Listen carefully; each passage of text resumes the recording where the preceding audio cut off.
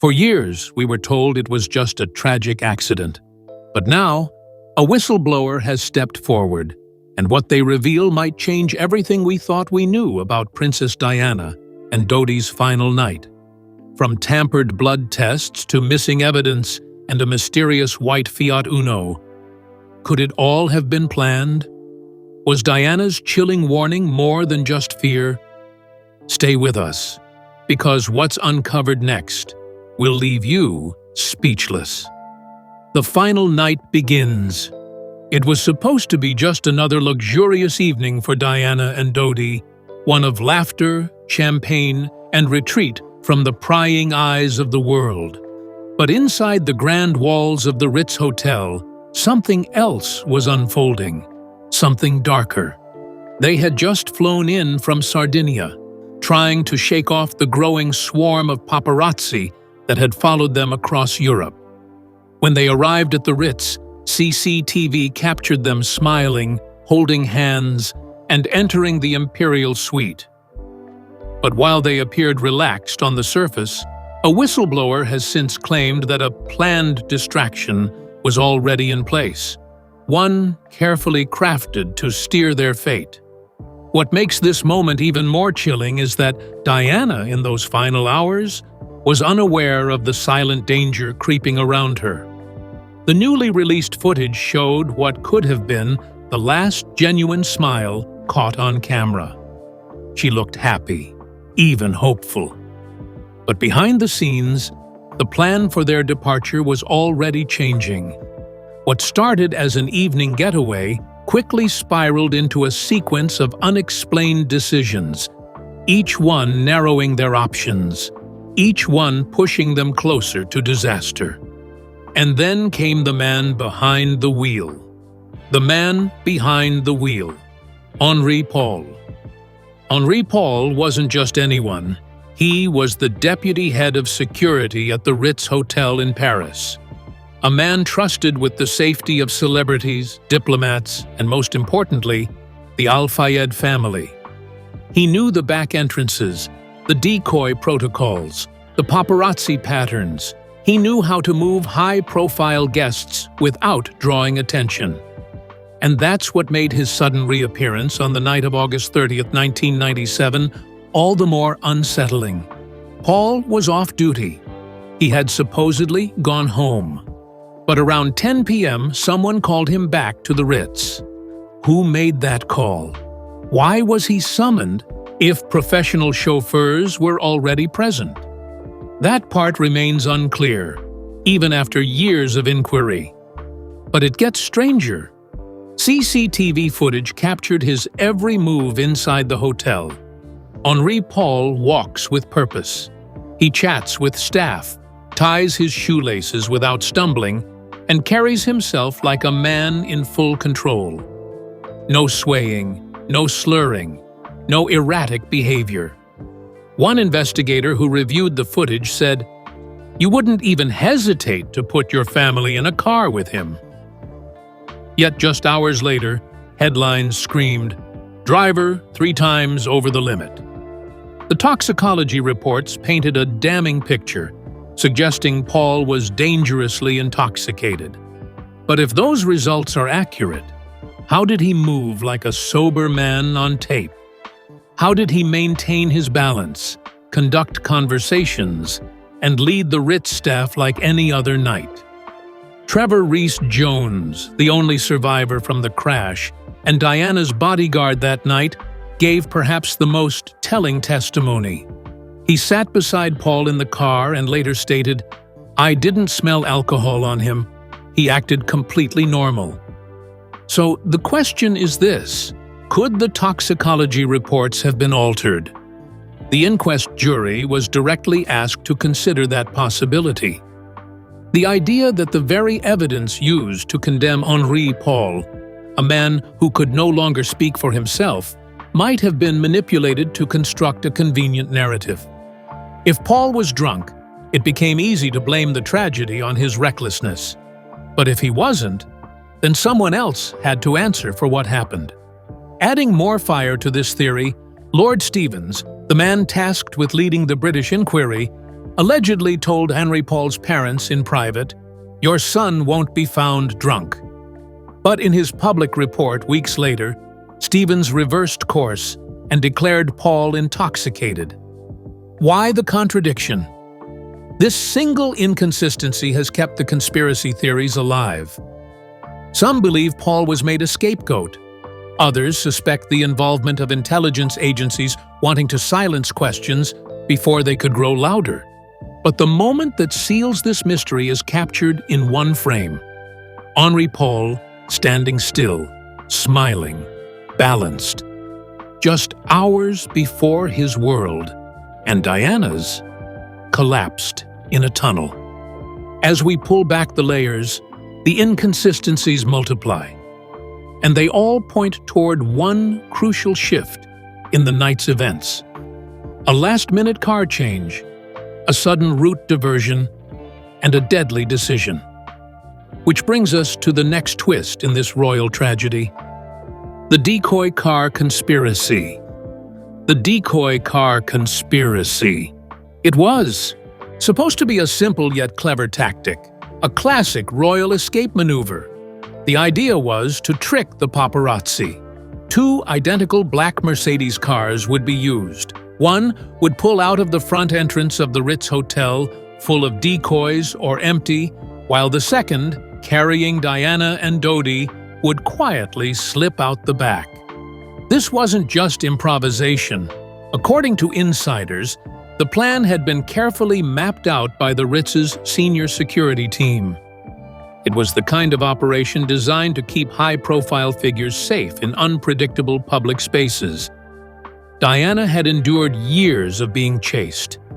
This was routine, or so it seemed. But what followed next was anything but routine. At the last minute, literally within minutes of departure, the plan changed. Without warning or clear explanation, Henry Paul took the driver's seat. This was not the original arrangement. He had not been assigned to drive. Trained chauffeurs were available. So why was a hotel security officer suddenly chosen to drive the Princess of Wales? And more importantly, who made that decision? The official account claims Dodi Al-Fayed himself ordered the change, that he wanted someone he trusted, that he insisted Henry Paul take the wheel. But now, a whistleblower inside the Ritz has come forward suggesting something far more troubling. They claim the change wasn't spontaneous at all. It wasn't Dodi's idea. According to this source, the switch had already been approved by internal staff hours before they left. Names were left off the logbooks, conversations weren't recorded, and CCTV footage from key hallways missing. The whistleblower's words are chilling. It wasn't a plan to escape. It was a plan to trap. Think about that. If Diana and Dodi had left through the front with the decoy team, would the crash have ever happened? Would the paparazzi have been the distraction and not the threat? And why was Trevor Rees-Jones, the only trained security detail in the car, placed in the front seat? Unable to see or protect the couple behind? The entire switch raises deep and disturbing questions. Was the getaway plan compromised? If so, by whom? Why change drivers? Why reduce the security presence? And why, of all people, trust someone, Henry Paul, whose blood alcohol level would later become the center of the controversy? This sudden change was the first of many unexplained twists that night, a moment that tilted the course of history.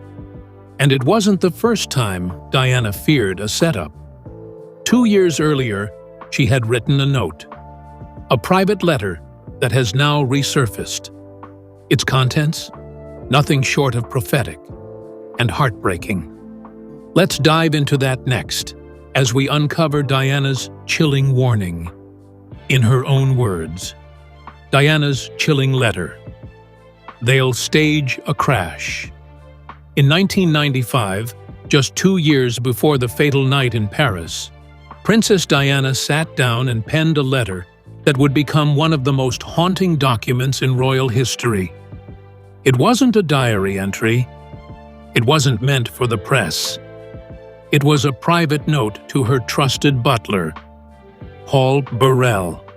And in that letter, she wrote the following chilling words. "My husband is planning an accident in my car, brake failure and serious head injury." Her exact words, not interpreted, not paraphrased, quoted. At the time, this revelation was dismissed by many as the emotional spiral of a woman under immense pressure. Some said she was just being dramatic, that she was paranoid, even that she was mentally unstable. But now, decades later, with new evidence, conflicting timelines, and whistleblower testimony, that letter reads very differently. Suddenly, it doesn't sound paranoid. It sounds prophetic. Let's break it down. She didn't point fingers at one person, but what she described was clear. A plot, an accident that wasn't supposed to look like an attack, a subtle form of elimination, not bullets or poison, but brake failure, a crash, a serious head injury. And that's exactly what happened in the Alma Tunnel. So how did she know? Was it a gut feeling? A pattern of conversations behind closed doors? Or did she hear something specific and feared she was being watched? More importantly, why wasn't this letter taken seriously at the time? It sat in storage, buried, forgotten. For years, this letter was known only to a few close aides. Even during early investigations into her death, it wasn't treated as a key piece of evidence. Some called it irrelevant. Others just ignored it. But now that it has resurfaced, especially during the official inquest, it's become one of the most disturbing puzzle pieces in the entire case. A royal insider once said, "Diana knew how things worked. When she said she feared the system, she meant more than the firm. She meant the people behind the curtain. She didn't just fear the paparazzi. She feared something bigger, a structure of control she no longer trusted, and she had reason to fear." By 1995, Diana had already been pushed out of royal life. Her marriage was over. Her popularity, ironically, was growing. She had become more beloved than the monarchy itself. And to some in power, that made her dangerous. The car, the crash, the tunnel. It wasn't just the method she feared, it was the symbolism. "I'm longing for someone to hug me and encourage me to stay strong," she wrote in the same note. "This particular phase in my life is the most dangerous." She didn't know when it would happen. She just knew it might. And on the night of August 31st, 1997, it did. But Diana wasn't the only one surrounded by secrets, because as her story reached its tragic end, another figure entered the shadows, driving a car that may never have been fully identified. Let's talk about the mysterious white Fiat Uno, the mysterious Fiat Uno. Amid the wreckage in the Alma Tunnel, one detail stood out: paint chips and a shattered taillight belonging to a white Fiat Uno. It wasn't just a scratch. The evidence suggested this unknown vehicle might have clipped the Mercedes just before it crashed. French authorities examined over 4,600 cars, but none matched the damage. It was as if the Fiat had vanished into thin air. Except someone had one. Famed paparazzo James Anderson owned a white Fiat Uno. He had followed Diana and Dodi that summer. And though he claimed he wasn't in Paris that night, witnesses said otherwise. Then came the twist. Anderson died mysteriously in 2000. His body was found in a burnt-out car in the middle of a remote field. Authorities called it suicide, but many asked, was this man silenced? Could his car have been the key to everything? Up next, we head into the tunnel itself. But what the whistleblower reveals about that scene might just shake everything you thought you knew. Was the tunnel scene tampered with? The Alma Tunnel in Paris became the center of the world's grief overnight. But while the public mourned, questions began forming in the shadows. Why was the tunnel reopened so fast? By 10:30 a.m., just hours after the fatal crash, traffic was flowing again. French authorities claimed the scene had been cleaned for public safety. But others, journalists and forensic experts, called it something else, a missed opportunity. Or worse, a cover-up. Eyewitnesses reported that the tunnel was sprayed and swept, possibly destroying vital forensic evidence. One journalist who visited the site just hours later said, "It looked like they were in a rush to erase something." Was this protocol? Or was someone trying to ensure the scene couldn't be investigated properly? And here's the chilling part. No full reconstruction of the crash was ever allowed on site. Not by British investigators, not by independent experts. Just a few controlled photos. And then, silence. When whistleblowers began coming forward, one of them insisted, the cleanup wasn't about traffic. It was about hiding what really happened. But why would anyone want to hide the truth? The answer might lie in the events leading up to that tunnel, and what Diana may have been carrying with her. The pregnant princess? It's a question that's haunted this case for decades. Was Diana pregnant?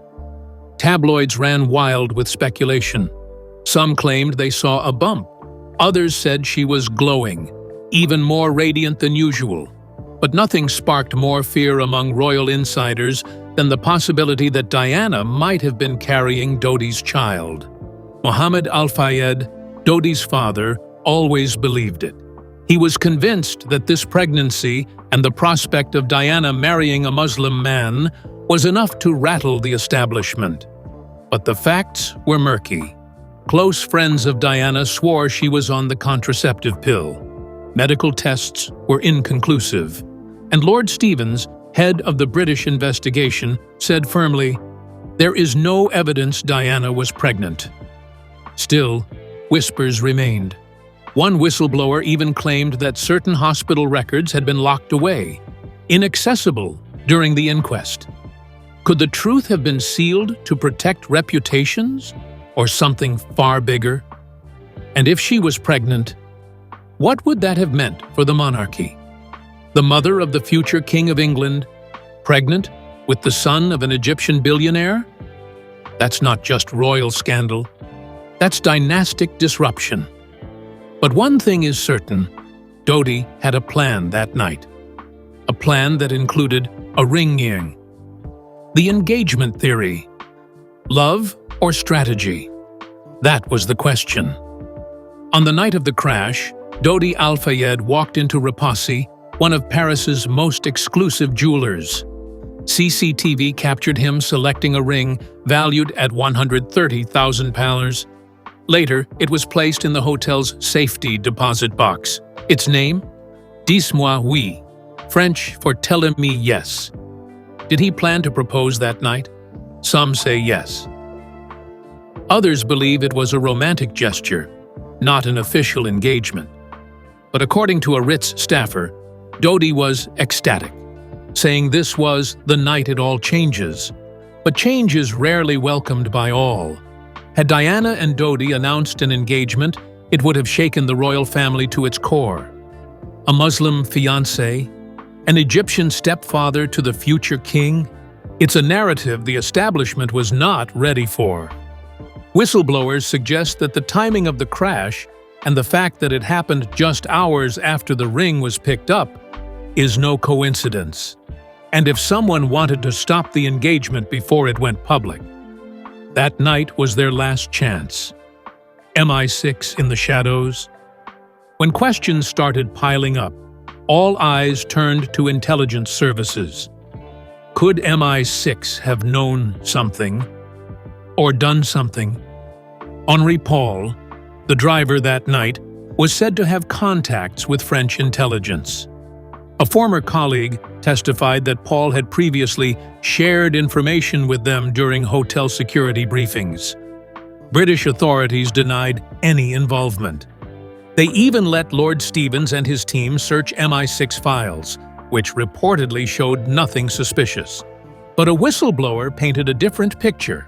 They alleged that MI6 had operational protocols strikingly similar to how Diana's crash unfolded, including techniques for causing car accidents using blocked tunnels and staged distractions. What's more haunting? Diana herself had shared her fears with her solicitor, Lord Mishcon. She allegedly told him, "They will stage an accident. I know it." Mishcon passed this to police, but no action was taken. The very agencies meant to protect her might have overlooked or ignored her warnings. Or, as some whisper, did they act on them? With intelligence, not everything is on the record, and not every ghost leaves a footprint. The delayed ambulance. Now let's talk about the moment everything could have changed. The response time. Diana was alive after the crash. Injured, yes, but conscious. A French doctor, who just happened to be driving by, stopped and began first aid. But what happened next left medical experts stunned. It took 1 hour and 43 minutes for her to reach the hospital, and the hospital was just 3 miles away. French emergency protocol prioritizes on-site stabilization, the idea being that treating victims before transport improves survival. But would a faster, more aggressive UK-style evacuation have saved her? British experts say yes. The ambulance didn't speed toward the hospital. It moved slowly, deliberately. At one point, it even stopped for several minutes, despite Diana being in critical condition. Some say this delay was medical protocol. Others believe it was deadly hesitation. The whistleblower claims that vital minutes were lost, and by the time Diana arrived at the operating table, it was already too late. If those precious minutes had been handled differently, if the ambulance had just driven faster, would we be telling a very different story? Coming up, we revisit the most puzzling twist of all, the contradiction in Henri Paul's toxicology report, and why even investigators couldn't agree on what the truth really was. The discrepancy in Henri Paul's toxicology. The official story was simple. Henri Paul was drunk. He lost control.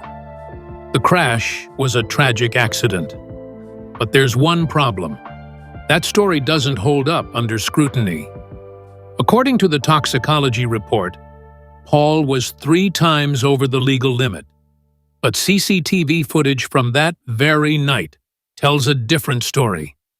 He walked steadily, tied his shoelaces effortlessly, chatted with hotel staff.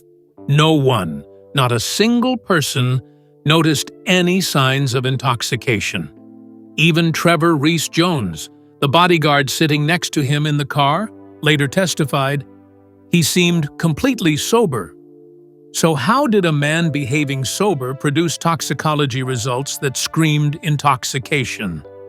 Now, here's the real twist.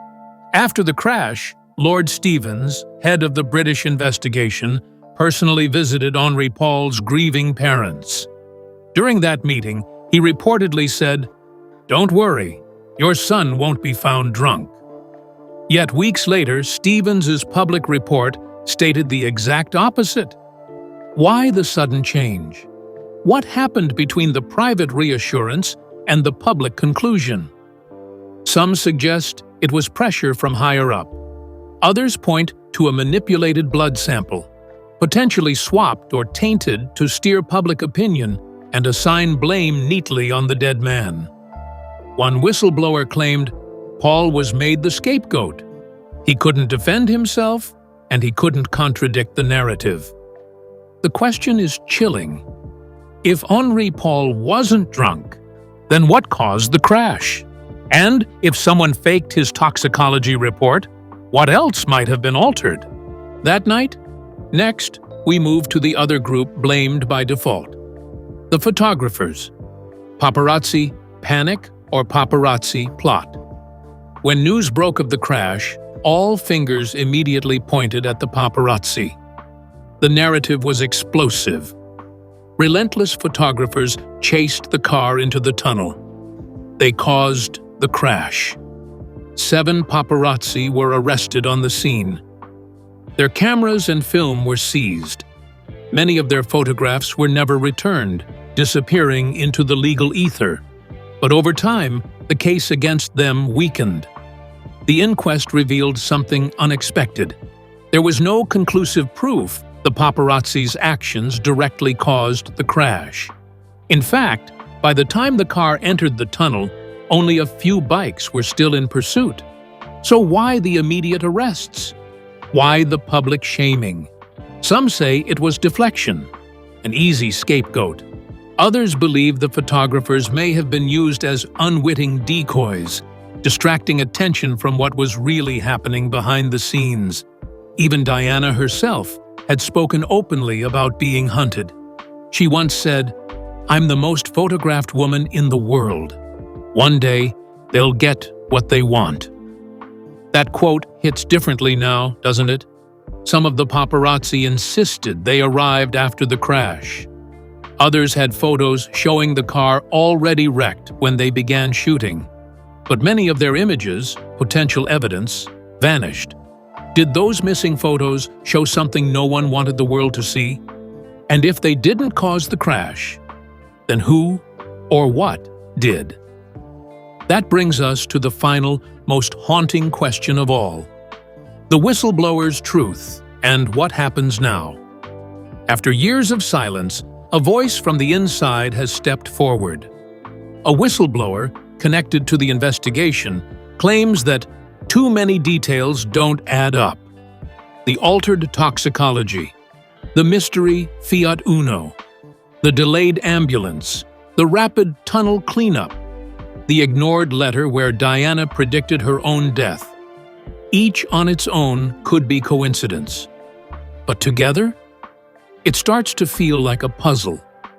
And the final image might be darker than anyone expected. There was pressure to close it quickly, the whistleblower said. Too many powerful names wanted this to go away.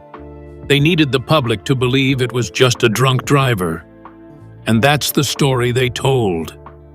But with every inquest, every new leak, every missing file, public trust crumbles a little more. And still, we don't have closure.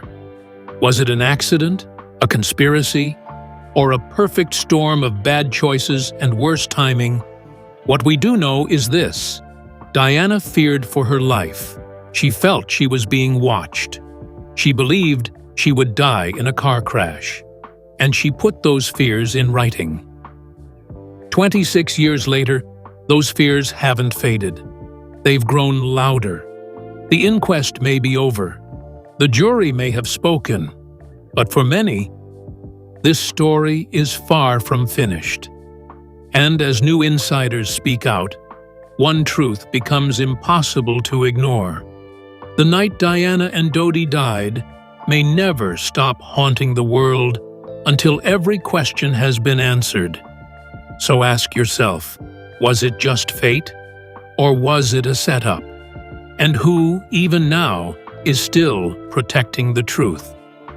What really happened in the Alma Tunnel may never be fully known, but the questions keep piling up. Thank you for watching. If this story gripped you like it did us, don't forget to like, subscribe, and hit the bell so you never miss another deep dive into royal secrets and hidden truths.